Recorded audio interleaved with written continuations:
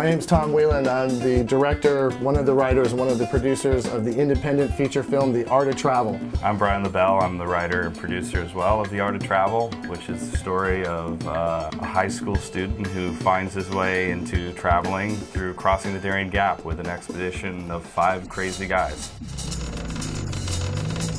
Boy, get out of the jig! Stuck in a hole! Boy, get out of the jig!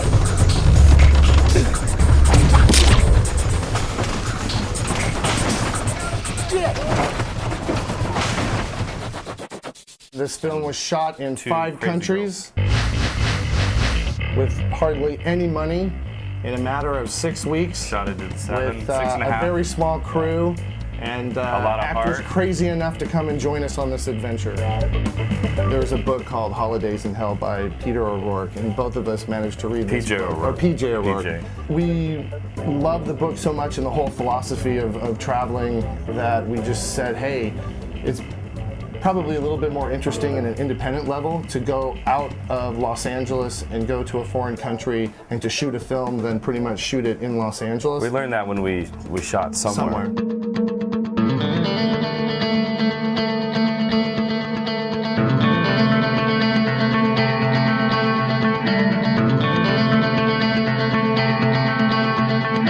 So with that, we were able to grab, private investors and sell them on this idea, well, we want to do it, think of it as a somewhere, but with more people, more comedy, more adventure.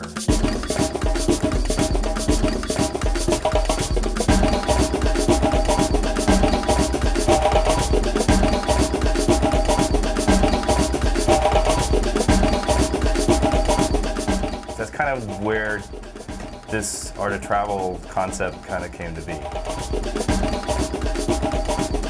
We did the location scout with zero script.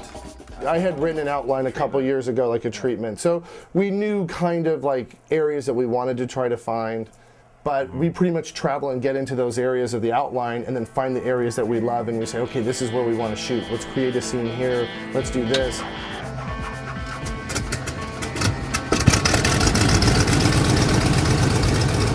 Right now what we're doing is we're walking from the airport into town, which is about 4 blocks. This is kind of the cheapest location scout ever. See, we believe that it's better for us to scout the locations than to actually pay someone to do it. Because not only does it help us write the script, it helps us pre-visualize. What you're seeing is a pre-visualization shot of the location we want to shoot with our 2 lovers, which in the movie will be a guy and a girl.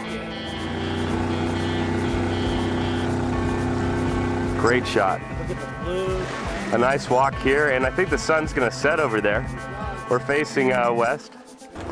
We picked, like we were saying, we picked 10 different locations that we can go. This direction looks different, this direction looks different, this direction. Well, the great thing about the jungle is jungle's jungle. If you really think about it, like you try to, at first you kind of pretend, you're like, oh, this vista is better. But then once you get into the editing room, you realize that like you can't tell vistas apart that much. All right, now we're leaving Boca del Toro for Panama City. It was a successful scout. We feel good about our location. So now it's time to go deal with the film commission and film coordinating agencies in Panama City. That's the trick, is finding those coordinators who can get through all the red tape in the country. And that's the nice thing about shooting in some place like Panama is like, well, if you're looking for a specific bar, they will find it.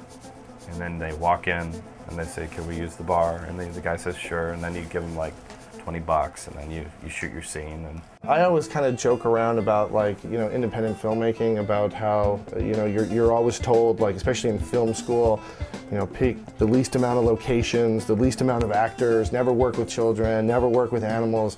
And we always break all those rules.